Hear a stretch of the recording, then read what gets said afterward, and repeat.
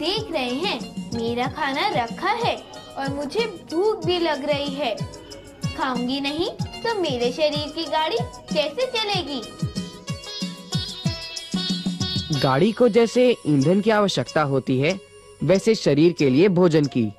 हाँ, पर ईंधन की तरह खाना तुरंत ऊर्जा देकर गाड़ी नहीं चलाता। उसे ऊर्जा बनने के लिए लंबा सफर तय करना पड़ता है। भोजन के सफर में अनेक अंग कार्य करते हैं। इनमें मुख्य है मुख, ग्रासनली या ईसोफेगस, आमाशय, छोटी आंत और बड़ी आंत। इनके साथ ही यकृत, पित्ताशय, अग्न्याशय और गुदा भी। लो शुरू करते हैं मुख से। मुख में ग्रास डालकर दांत भोजन को काटकर चबा चबाकर मुलायम कर देते हैं।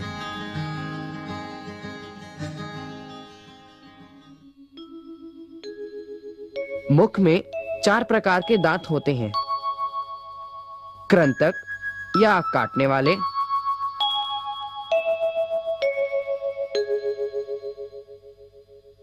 रदनक यानी फाड़ने वाले,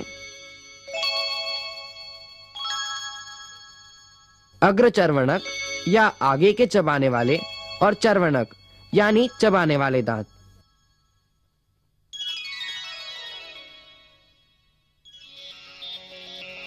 क्या मुझे पहचाना?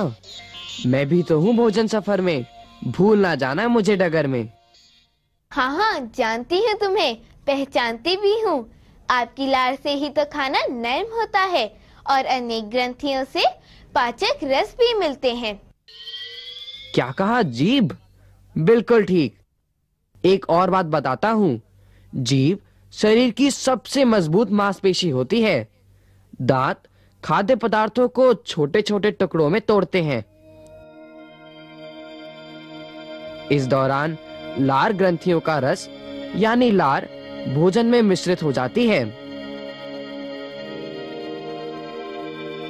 मुख में स्थित लार ग्रंथियों के पाचन रस से भोजन के कार्बोहाइड्रेट या कार्बोस डाइसैकेराइड में परिवर्तित होता है।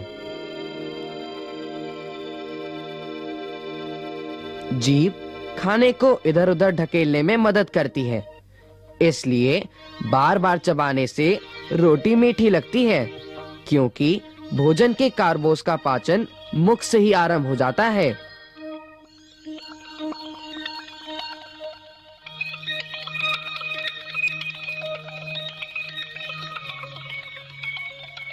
यहाँ से खाना ग्रास नली से आमाशय की ओर बढ़ता है। वहां पहुंचने के बीच में उसे कई और जगहों से गुजरना पड़ता है। भोजन नली या ग्रास नली के पीछे होती है श्वास नली। खाना ग्रास नली में ही जाए, इसलिए श्वास नली को एक फ्लैप ढक देता है।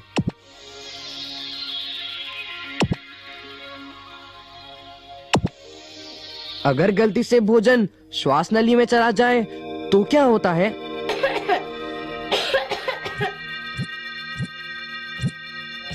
ग्रास नली के फैलने और संकुचित होने की क्रिया भोजन को आगे बढ़ाती है।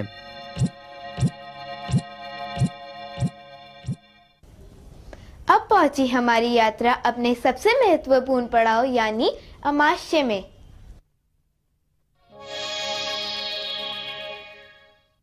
एक छोटी सी थैली जैसा है यह अमाशय।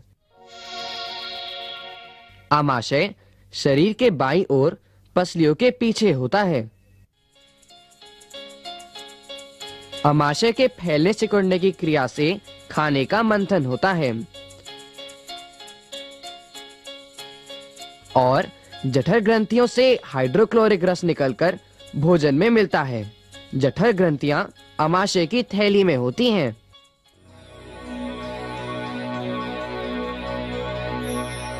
यह है अमाशय के अंदर की सतह, जैसे एंडोस्कोप की लेंस से दिखती है।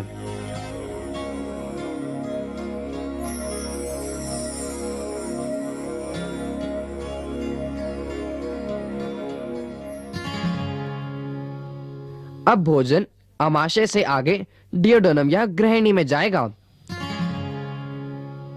यहाँ यकृत और अग्न्याशय पाचन में अपने पाचक रस मिलाएंगे ताकि कार्बोहाइड्रेट्स और प्रोटीन के साथ साथ वसा का भी पाचन हो। यह हमारी छोटी आंत है।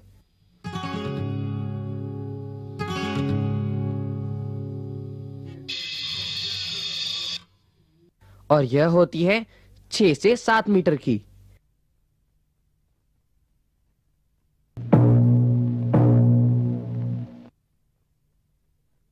एक मजे की बात बताऊं, छोटी आंत के अंदर की सतह तौलिए के रोए जैसी दिखती है।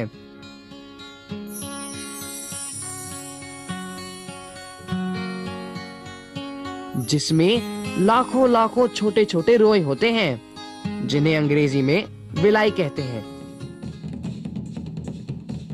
छोटी आंत में खाना थोड़ा थोड़ा करके आता है और यहाँ भोजन खाने के 2-3 घंटे बाद आना प्रारंभ होता है। यहाँ पेप्टाइड और वसा का पाचन लगभग पूरा हो जाता है और इसके लिए छोटे विलाई भी पाचन रस प्रदान करते हैं। बचे हुए भोजन का रक्त द्वारा अवशोषण छोटी आंत में होता है। इसलिए कहा जाता है कि पोषक तथा संतुलित आहार खाना आवश्यक है। अब आया भोजन यात्रा का अंतिम पड़ाव, खाना पहुंचा बड़ी आंत में। यह बड़ी आंत कहलाती है, पर लंबाई में यह केवल 1.5 मीटर है, जबकि छोटी आंत 7 मीटर की है।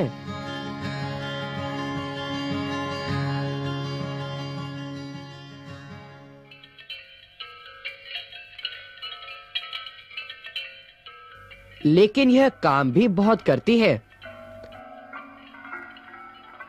जिस खाद्य पदार्थ का पाचन नहीं हुआ, ऐसे खाने से पानी, खनिज और विटामिन जैसे पोषक तत्व बड़ी आंत के द्वारा सोख लिए जाते हैं। बड़ी आंत के कार्य के बाद बचा हुआ मैल हम निकास कर देते हैं गुदा द्वारा।